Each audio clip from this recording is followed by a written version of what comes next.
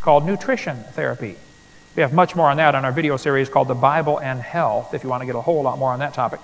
See, the average number of people that die every year from taking herbs is 0. Every year, about 3 people die from taking vitamins.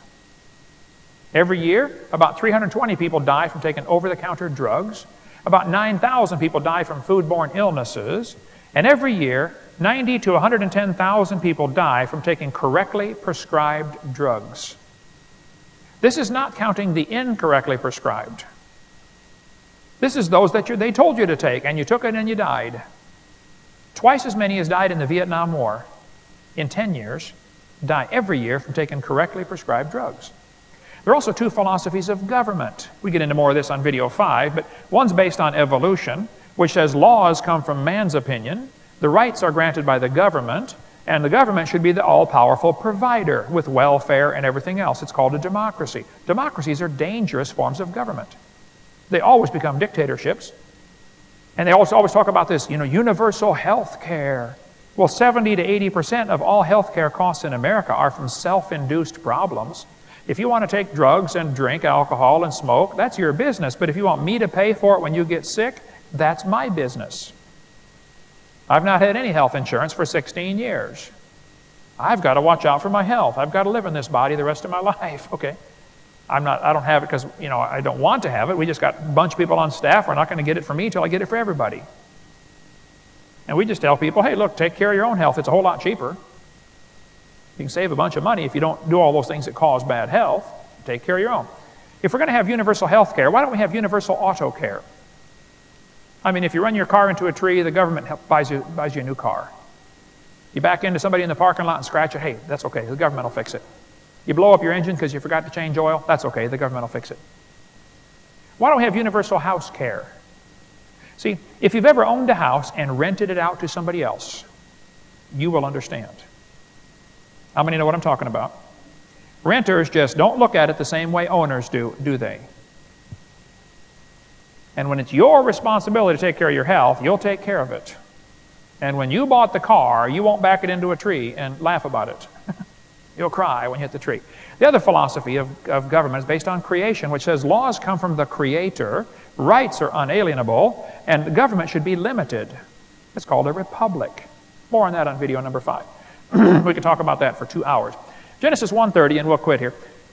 God said, to every beast of the earth, to every fowl of the air, and everything that creepeth upon the earth, when there is life, I've given green herb. You mean everything that lived on earth ate plants before the flood came? That's exactly right. You say, Brother Hovind, look at those teeth. Now that's a meat eater. No, that's a panda bear. You know, sharp teeth do not indicate meat eating. There's a deer in China. It's called the water deer. You can look it up on the internet. Water deer. Has teeth like a saber-toothed tiger.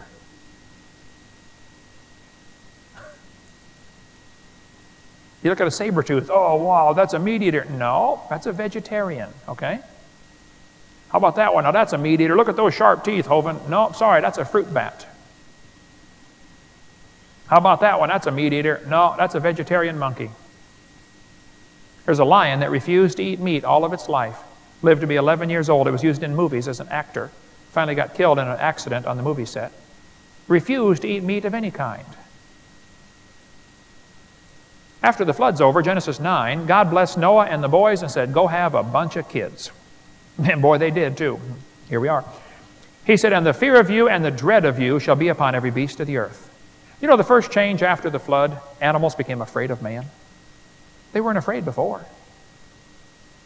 Now they became afraid of man. Second change after the flood, God said, Noah, every moving thing that liveth shall be meat for you. Now you can eat meat. And because of that, there's a lot of suffering in the world. Animals suffer so we can eat, and it's perfectly fine to eat meat.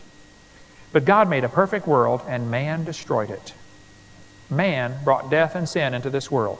Paul said, for I reckon, that proves he's a southerner, that the sufferings of this present time, is there suffering in the world today?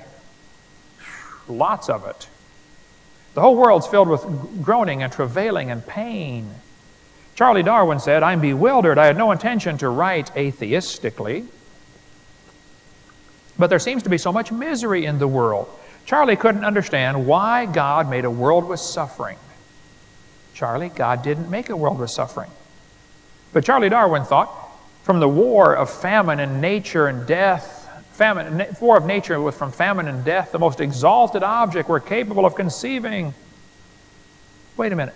Charlie, are you saying that war and famine and death is what exalts us to a higher level? That's exactly what he says, and that's exactly what evolution teaches today. Nothing's changed.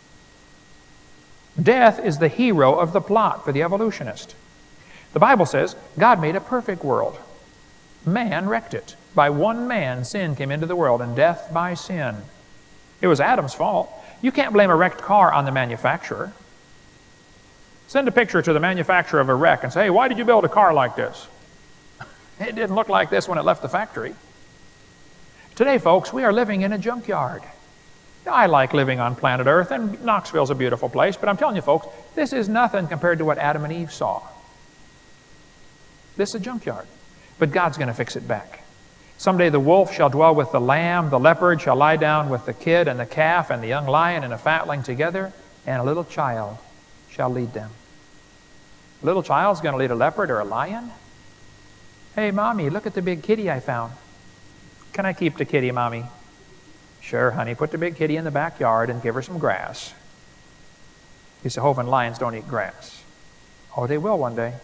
The lion shall eat straw like the ox. A guy in Canada sent me a video clip of bears in his yard eating grass for 2 hours straight. Just nothing.